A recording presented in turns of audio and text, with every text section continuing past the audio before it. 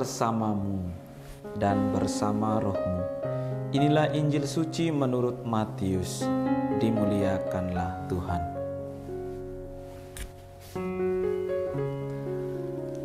Pada suatu hari Yesus mengucapkan perumpamaan ini kepada murid-muridnya. Hal kerajaan surga itu seumpama 10 gadis yang mengambil pelitanya dan pergi menyongsong mempelai laki-laki. 5 di antaranya bodoh dan 5 bijaksana. Yang bodoh itu membawa pelita tetapi tidak membawa minyak. Sedangkan yang bijaksana selain pelita juga membawa minyak dalam buli-bulinya. Tetapi karena mempelai itu lama tidak datang-datang, mengantuklah mereka semua lalu tertidur. Tengah malam terdengarlah suara berseru, "Mempelai datang, songsonglah dia." Gadis-gadis itu pun bangun semuanya lalu membereskan pelita mereka. Gadis-gadis yang bodoh berkata kepada yang bijaksana, "Berilah kami sedikit dari minyakmu, sebab pelita kami mau padam." Tetapi yang bijaksana menjawab, "Tidak, jangan-jangan nanti tidak cukup untuk kami dan untuk kamu. Lebih baik kamu pergi membelinya pada penjual minyak."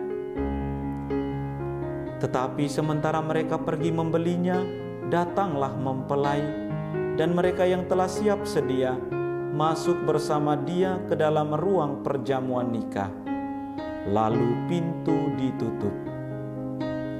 Kemudian datanglah juga gadis-gadis yang lain itu dan berkata, "Tuan, Tuan, bukakanlah kami pintu."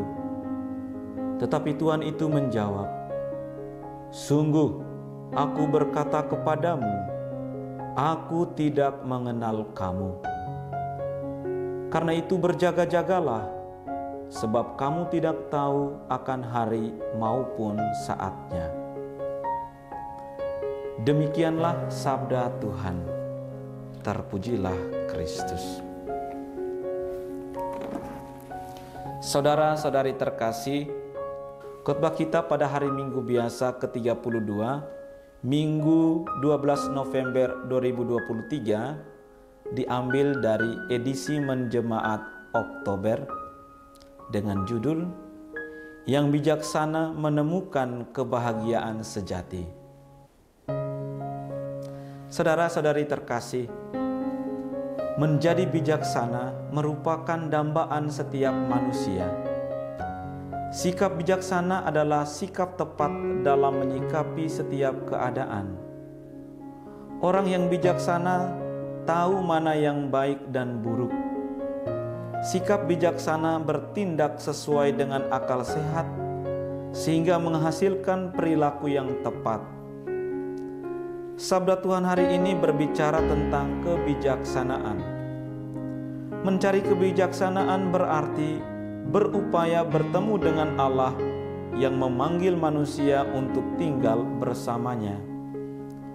Kebijaksanaan itu digambarkan sebagai sabda Tuhan yang berada di dunia dan yang hadir di antara manusia. Penulis kitab kebijaksanaan menyatakan bahwa Allah telah menyediakan kebijaksanaan dalam hidup manusia.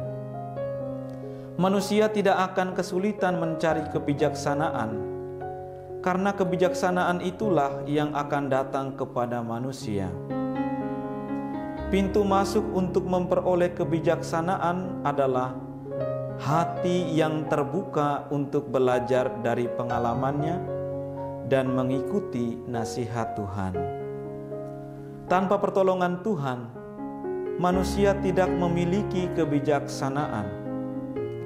Kebijaksanaan akan membuat manusia lebih mudah menyelami jalan dan perintah Allah. Saudara-saudari terkasih, orang yang bertekun mencari kebijaksanaan akan mengalami kebahagiaan sejati. Santo Paulus menentramkan hati segelintir orang di Tesalonika yang merasa cemas akan keselamatan sanak saudara mereka yang telah meninggal. Ia memberikan penghiburan agar mereka jangan bersedih hati seperti orang-orang yang tidak berpengharapan. Tuhan akan memberikan damai sejahtera kepada semua orang yang meninggal dalam Yesus. Kedatangannya kelak mempertemukan orang-orang yang meninggal dan tinggal bersamanya. Dengan ini Paulus menegaskan agar setiap orang harus tetap siap menyongsong kedatangan Tuhan. Setiap orang harus siap siaga dan berjaga-jaga ketika Tuhan mengetuk pintu. Peralihan hidup dari dunia kepada Bapa digambarkan sebagai kemenangan yang membahagiakan. Saudara-saudari terkasih, kebijaksanaan menghantar orang masuk ke dalam kerajaan Allah. Yesus mengungkapkannya melalui kisah 10 gadis dalam pesta pernikahan, 5 gadis bodoh dan 5 gadis bijaksana. Pesta pernikahan adalah gambaran sukacita dan kebahagiaan. Yesuslah sang mempelai. Gadis yang bijaksana dan bodoh itu menggambarkan kisah konkret hidup gereja dan karakter warganya.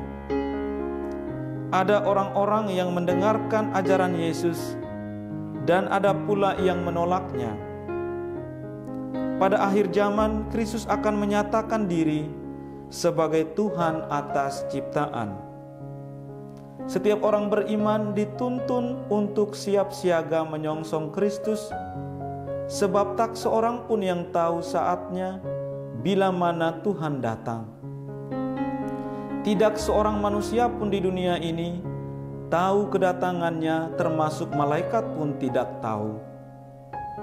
Dalam ketidakpastian ini, Yesus hanya menghendaki para pengikutnya untuk selalu berjaga-jaga, menghindari perbuatan jahat, saling mengasihi, saling mengampuni, dan bertekun dalam iman yang teguh.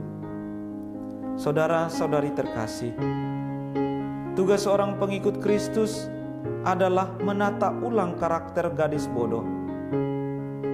Para gadis bodoh tidak mempersiapkan minyak untuk hidup. Mereka bersikap apatis, tidak kreatif, tidak peduli, dan tak menyiapkan bekal menyambut mempelai. Kita sungguh membutuhkan minyak untuk melanjutkan peziarahan di dunia ini. Kita kerap memiliki lampu atau pelita, namun tidak mempunyai minyak. Mestinya, aneka minyak harus kita miliki, seperti minyak cinta kasih, pengampunan, dan pengorbanan. Pelita kita pun harus tetap menyala. Orang bijaksana akan mengisi lampunya dengan minyak, sehingga tetap siap siaga menantikan kedatangan Tuhan. Dia berusaha mengikut sertakan dirinya masuk persekutuan dengan Allah. Sementara gadis bodoh justru terbuai dan terjebak dalam kenikmatan dunia ini, berperilaku santai, tak peduli, tidak berjaga-jaga, selalu menunda-nunda perbuatan baik, dan akhirnya akan tersisih dari persekutuan. Mari bertanya diri, apakah aku masuk kelompok gadis yang bijaksana atau yang bodoh? Amin.